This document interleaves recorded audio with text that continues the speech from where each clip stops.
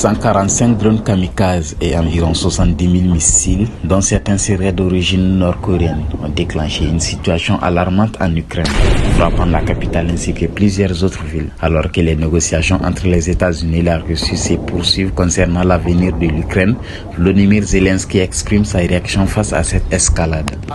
La Russie comprend que l'Ukraine est debout, qu'elle défend ses droits et elle exerce une pression sur notre peuple.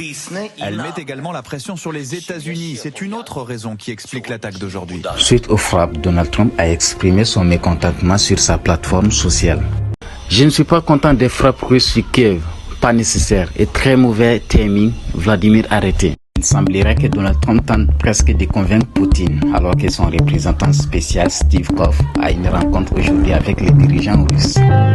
Les États-Unis semblent envisager une forme de collaboration avec la Russie, malgré les soutiens contraires affichés par Trump. Arrêter la guerre, renoncer à conquérir tout le pays, une concession de taille. On met beaucoup de pression sur la Russie. La Russie, de son côté, exprime sa disposition à établir un accord de paix.